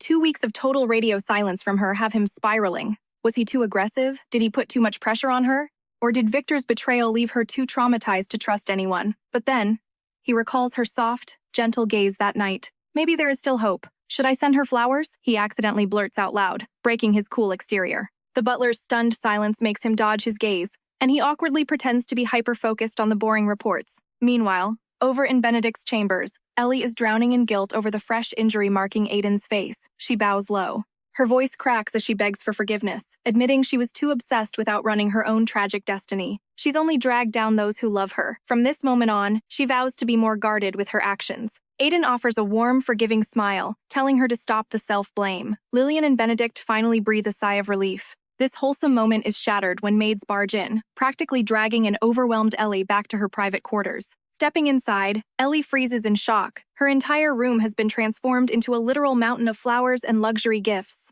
As the 2 pups lounge amidst the loot, the jealous maids whisper that this has the Duke's signature written all over it. When someone teases her about becoming the Duke's secret lover, Ellie silences a fuming Lillian before a scene can break out. Staring at the opulence, Ellie realizes Kaylin is flexing the golden future he's ready to provide if she just says yes. No more running. She must give him an answer tonight. As darkness falls, Kaylin waits by the window like a restless shadow. She arrives at his door, cloaked in a shawl. He rushes to meet her, nervously stammering about whether she liked his gifts. Seeing her heavy silence and lowered head, his smile slowly withers. He takes her hands, his voice trembling with hidden fear. He begs for her final decision.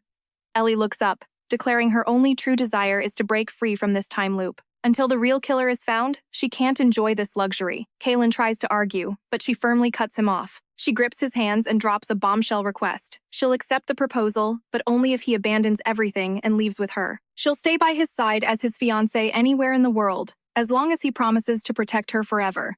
Kaylin's grip tightens in disbelief. He can't understand why she'd suddenly want to crawl back to the dangerous capital. Ellie reveals the fake letter. Someone is stealing her identity. He urgently begs her to just let that old life die. He wants her safe in the north, but Ellie's resolve is ironclad as she rejects his plea with a firm shake of her head. She must reclaim her stolen name and hunt the killer. Running away will never stop the cycle of fate. No more living like a ghost. She looks at him with burning hope, begging him to join her in this fight. But Kaylin stands frozen. The ghostly voices of his people, demanding he protect the north, bind him like heavy iron chains. The haunting image of a dying hand is a nightmare he can't escape. Finally, he chokes out the heartbreaking words. He has a duty to House Winterfrost. His path was carved in stone and ice long before they ever met. Ellie sees the truth, and her heart shatters. Despite the crushing pain, she remains as calm and cold as winter itself. Even if she's alone, she's chasing the truth. Slowly, Ellie slides the engagement ring off her trembling finger. Her fingertips shake as she whispers bitterly that his soul has already been swallowed whole by the far north. She drops the ring back into his palm. Her final goodbye is a soft sigh that hits his heart like a sledgehammer. By the time he snaps out of it, she's gone. He squeezes the ring so hard his knuckles turn deathly white. The next morning, Ellie packs her bags. Lillian and Benedict appear at her door, fully loaded, refusing to let her go alone. Lillian jokes about buying new dresses to hide her pain. Snowdrop and Honey whine at the door, and Ellie tearfully apologizes while cradling Snowdrop's face. With a silent vow and foreheads pressed together, they wander through the hushed castle, where even the wind whispers with eerie clarity. Gazing at the horizon, Ellie's heart wavers. This fortress, once a cage of terror, now feels strangely difficult to leave behind. It became her sanctuary. Her deepest sting is leaving Kaylin without a real goodbye. That explosive argument can't be their final moment. Benedict's voice snaps her back to reality. Noticing him pull Lillian close protectively, Ellie inhales sharply, bracing for the journey ahead. With steel in her step, she marches toward the gates. To snatch back her identity and freedom, there is no looking back. Then, a shadow by the carriage stops her dead. Her heart hammers as Kaylin smirks, asking if he's kept her waiting too long. He's been replaying her words, he admits, reaching for her hand. This time, he is determined to rewrite their destiny together. He brushes a tender kiss against her knuckles, his voice a steady anchor. He asks if she'll let him stay forever. A radiant smile breaks across Ellie's face as she whispers her yes. Instantly, the butler commands the staff to drop into a bow. Jaws drop as her royal secret is finally out. Amidst the flurry of formal greetings, Ellie sighs while Kaylin gives a knowing grin. She was the one who wanted her legacy back. After all, Ellie sincerely urges the servants to rise, her voice full of grace. Explaining her hidden past while recalling the nights spent here, a wave of unexpected warmth wraps around Ellie's heart. Every tear shed and laugh shared has become a treasure. With one final, genuine thank you, she bids them all a heartfelt farewell. Kaylin hands her into the carriage, their eyes locking intensely. The shadows of the future don't scare her anymore, not this time. With him by her side, the cold fear finally melts away. The carriage thunders forward, carving a path through the endless snowfields. When he asks about her move, her eyes turn cold. First stop, the Ashford estate. It is time to face her double. Benedict's intel is chilling. The deception is perfect. Even the loyal servants who knew her best have been completely brainwashed. They are totally blinded, keeping her on high alert. Kaylin reads her mind instantly, asking if she fears the fake will die instead. She admits the worry, but her real goal is baiting the killer. This dangerous gamble might be her only shot at the truth. He agrees, but warns the puppet master won't be easy. Ellie doesn't flinch, stating that with him, she can face anything. Those words hit him hard. He softens, quietly checking if their engagement is still more than just a convenient deal. Her face flushes bright red. "It is just for show," she mumbles, her voice trailing off. He just smiles, taking her hand. "Use me as you wish," he whispers. As the ring slides back onto her finger, her pulse spikes while she breathes a thanks. She sneaks a look at him, but he is a total statue. Ellie wonders if he feels any real spark for her at all. He brushes her fingertips, suddenly asking about her memory-reading gift. Relief washes over her when she realizes his mind is still a vault. "Good," he mutters, though his eyes tell a different story. Suddenly, the convoy crosses the border into the Ashford lands. The locals are buzzing.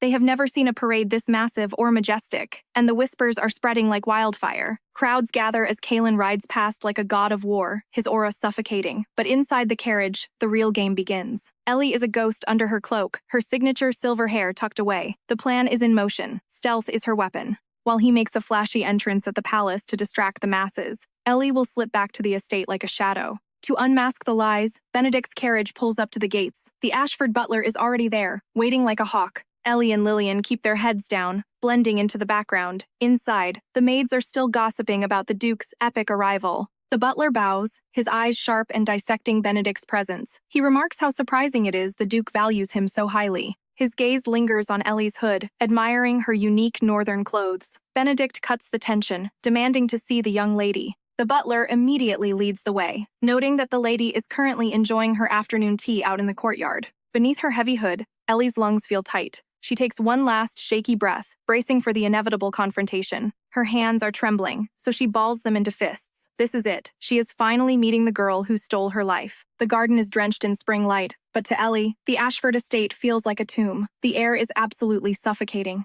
The butler announces Dr. Benedict's arrival, but when the girl speaks, Ellie's blood runs cold. The voice is a perfect match. She slowly turns around, and the sight of her face makes Benedict literally gasp. It is like looking into a cursed mirror. That face is a carbon copy of Ellie. The imposter smiles, exchanging pleasantries with the effortless grace of a true noblewoman. She sounds so natural, like she has belonged here forever.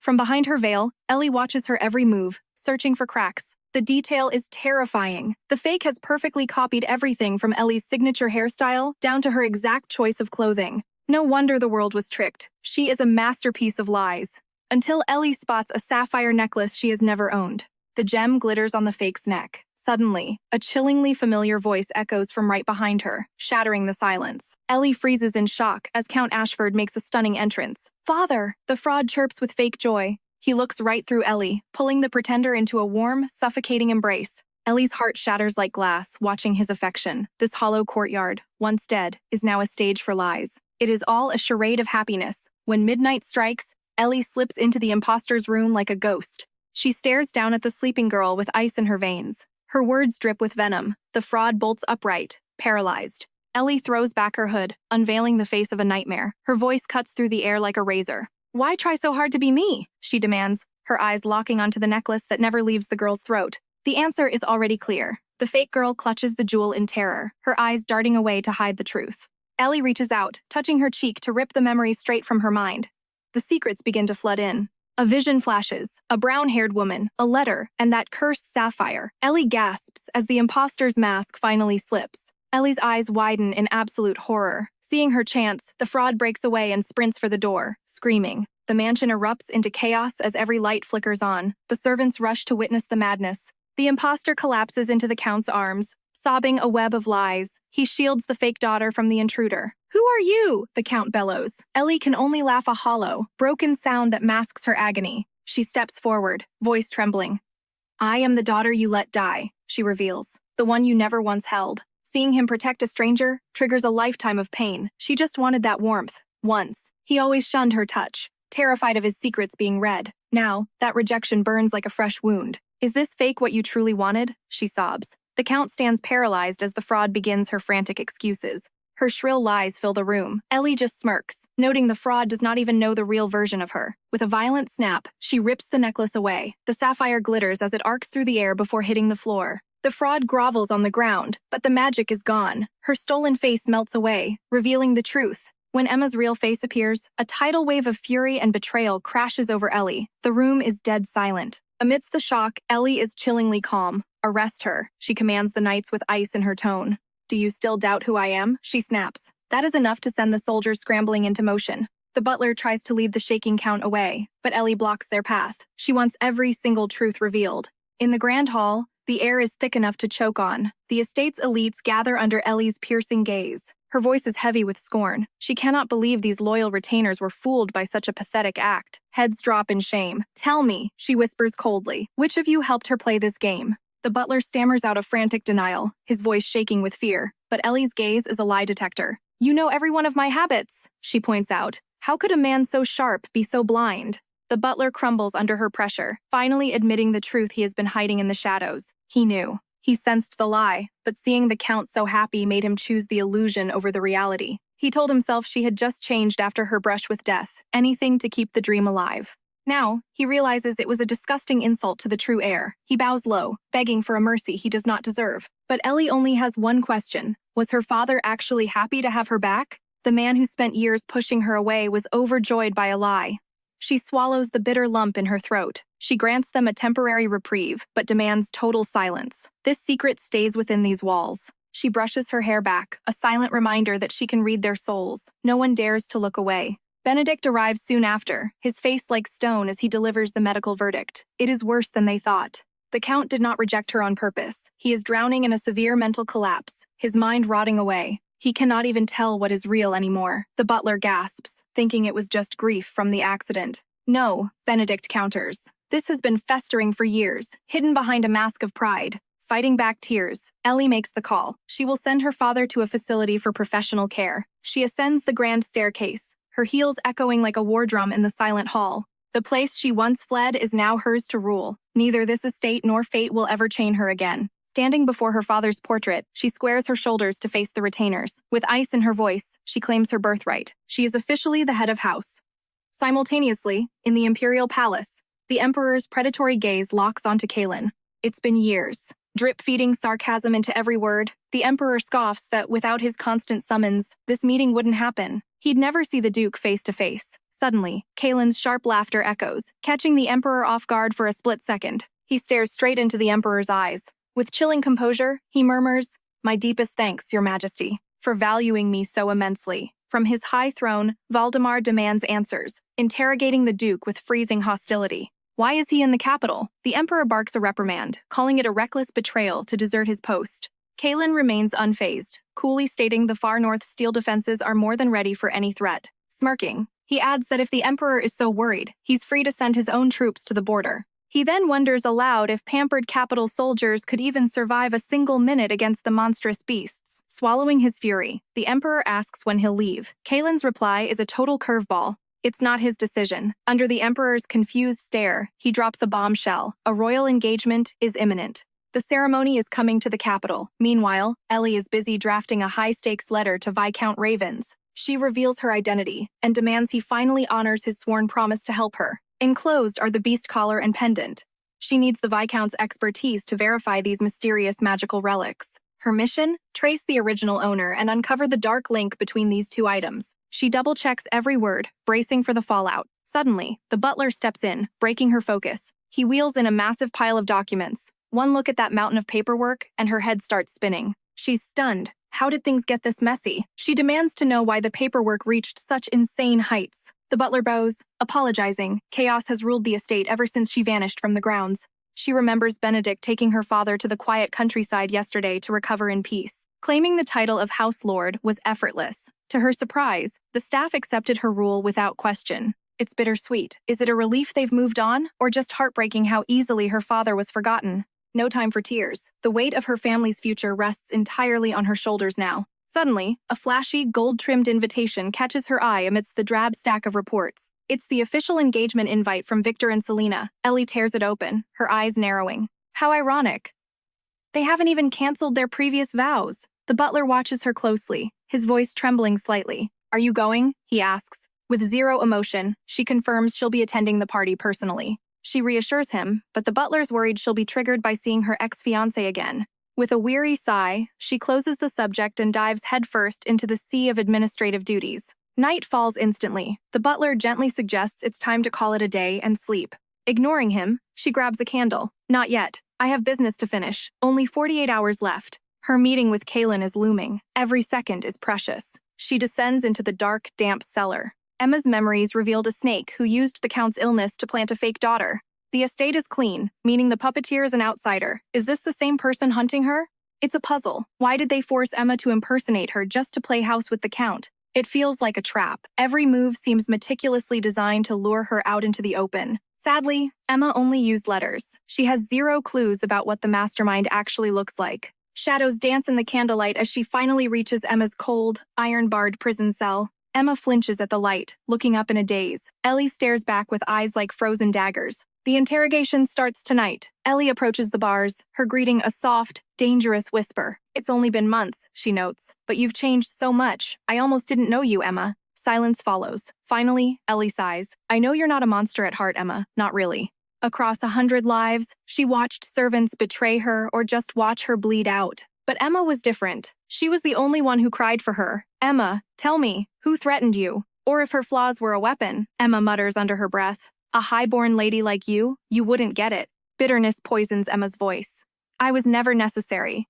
I'm just another nameless face in your legion of servants. Just a ghost. Emma remembers stalking Ellie's footsteps from the shadows, forever an outsider watching from afar. Who could fathom such agony? Stunned, Ellie freezes, never imagining Emma harbored such deep-seated resentment. Ellie demands she stay on track. But through choked sobs, Emma confesses her desperate wish to become the true Alethea. She craved the spotlight's warmth to be adored by all. To Ellie, this dream sounds like a cruel joke. True love? That's a myth. Her lover's proposal was a trap, and her best friend literally plotted her demise. Her father was her jailer since birth. Ellie snuffs the candle, letting the shadows swallow her whole. Is this the life you covet? She whispers. Startled by the coldness in Ellie's gaze, Emma's head snaps up. Enveloped by the dark, Ellie walks away, certain the true puppet master will step into the light soon. It's a race against time. Will Emma perish here, or will her savior arrive to pull her from the brink? Seeing Emma's tear-streaked face, Ellie pauses. She glances back one final time, her voice echoing through the silence. Despite the household's silent betrayal, Ellie chooses grace. She prays. Emma finds the strength to seek true redemption. While mercy still lingers, Emma's accusations haunt Ellie, triggering a migraine that pulses behind her eyes. Reaching the estate, she craves rest, yet her feet lead her straight to the heavy doors of her father's study. This room was once a forbidden fortress. Now, key in hand, she slowly pushes the door open and steps inside. Her eyes fall on the Count's coat, draped like a ghost over his chair. Benedict's words suddenly resurface. Her father was slipping. He could have exposed Emma's lies dozens of times, yet he chose silence. Why? Denial was easier. His daughter was home, safe, and she didn't blame him for his failures. He clung to that beautiful lie. Ellie stares at the empty coat, almost seeing his shadow still lingering there. Aimlessly, she pulls a book from the shelf. As she idly flips the pages, an old portrait flutters to the floor. It's the Count and Lady Ashford in their prime, a high-born noblewoman and a lowly man of the cloth. A scandalous romance that defied social ranks. This was her parents' legacy. Memories of their warm embrace flood her mind. 2 decades ago, before the ring glimmered, her father was a holy man, utterly devoted to the heavens. Prayer and solitude were his only companions. The world meant nothing, until he spotted her in the blooming garden. She was his destiny's catalyst. One radiant smile was all it took to trap his gaze forever. They plunged into a reckless, all-consuming passion. Seeing no other choice, the former duke finally yielded. He allowed the union through a legal loophole. A year later, Ellie entered the world. They called her birth a miracle from God. Yet, Ellie's hand shakes violently as she clutches the old painting. This wasn't a gift, it was a curse. The dominoes began to fall when her mother's uncles died in accidents. The Duke and Duchess followed soon after. Then, the final blow. Her mother vanished from her life forever. House Ashford rotted from the inside out after Ellie's birth. To her father, she was the blight. He viewed her as the catastrophe that stole his bride. In his hollow heart, only her mother remained. Heart heavy, she shuts the book, only to notice a secret lever concealed deep within the shelf's shadows. With a gentle shove, the massive bookshelf groans open, revealing a secret chamber hidden behind the wall. These volumes are ancient, predating history. A mysterious energy radiates from their dusty spines. She skims a dusty tome and uncovers lost prophecies regarding the 3 legendary guardian lineages. These are forbidden chronicles, strictly banned by the Emperor. Ellie stares at the walls in absolute shock. An entire room of outlawed history. How did her father acquire these? She feverishly turns to the final page. She freezes. Kaylin's warning echoes in her mind. All records of House Ashford had been ruthlessly ripped out. This book is no different. Her lineage has been methodically wiped clean. Panicked, she checks the other volumes. Within the shadows of this secret library, every single chronicle bears the same jagged scars of destruction. It's as if someone wanted to scrub the Ashford name from existence. This hidden sanctuary, buried behind the study. Only her father could have done this. But why would a house lord erase his own family's legacy? What did he gain by hiding the truth? The butler's call echoes, forcing her to flee the archive. The butler frets over the hour, fearing she'll lock herself inside the gloomy study, just as the Count once did. Suddenly, a chilling realization strikes her. The butler is oblivious to this archive. She'll keep her father's strange secret buried. Feigning exhaustion, she retreats to her room and summons Lillian for an urgent talk. A clumsy new maid assists her the next morning. The corset just won't tighten. She misses Emma's flawless skill. Suddenly, Lillian bursts inside, completely bypassing any royal etiquette. Ellie demands answers. Panting, Lillian gasps that every prediction was dead on. Inside, Emma's flower pot lay a hidden letter. Ellie's eyes widen in absolute shock. The mastermind has finally reached out. Ellie snatches the parchment, instantly dismissing her staff. Lillian secures every lock. This dangerous message was unearthed under the cover of night. The sender never imagined the real lady would intercept the letter meant for Emma. This lead came straight from Emma's memories. She unfolds the letter, scanning the ink. She turns to stone. Lillian frets, but Ellie softly breathes out the enemy's ultimatum. They demand a midnight meeting on her territory. Lillian trembles, while Ellie's blood boils. Using a fake to manipulate her father wasn't enough? She lets out a mocking laugh. The audacity is staggering. Lillian is terrified, but Ellie knows she has no choice. Missing this chance means losing them forever. Lillian suggests sending the imposter instead. They'd spot the lie. Ellie snaps. Get a jeweler to craft a perfect replica pendant. She needs the swiftest horses and a rider to alert Kaylin. Safety is paramount. She won't act rashly. Elsewhere, Selena lurks, catching wind of some explosive manor gossip. Whispers suggest Lady Ashford is alive, and the Duke of Winterfrost has arrived. Selena gnaws at her nails, spiraling. They promised silence. How did it go so wrong? Her brother Austin storms in, his face twisted in a look of pure disgust. Address me as Count Moran, he barks. Fix your face. You look absolutely pathetic. Victor is arriving. Austin warns her that their drama in the north stays buried. They fought hard to bring Victor here. Secure an heir, and he'll be trapped. Selena trembles violently, haunted by the ghost of her blissful engagement. Her life has crumbled into dust. She blames Ellie for every lost dream. Ellie's face flickers in the glass. With a scream of rage, Selena shatters the mirror. Die, she snarls at the shards. Someone like her has no right to exist. She swears to end Ellie herself as the night sky breaks into a downpour. Ellie waits. As the clock ticks past the hour, her heart thunders with anxiety. Who are they? If this is her hunter, this encounter is finally unavoidable. She is prepared for war. Every detail has been calculated for this moment. With the fake pendant as bait, she only needs one touch to steal their secrets. Even if her identity blows, Kaylin is her ace. Suddenly, a voice cuts the rain. So, we finally meet. Ellie freezes as the stranger asks about her life as Alethea. You're a master of disguise, they purr. Ellie asks how they bypassed her guards. A soft chuckle rings out as he reveals hair as bright as spun gold. No corner of the Empire is off limits. Ellie recoils, recognizing that legendary face. Why is the Crown Prince here, the man hailed as the Empire's shining light? Is the puppet master pulling every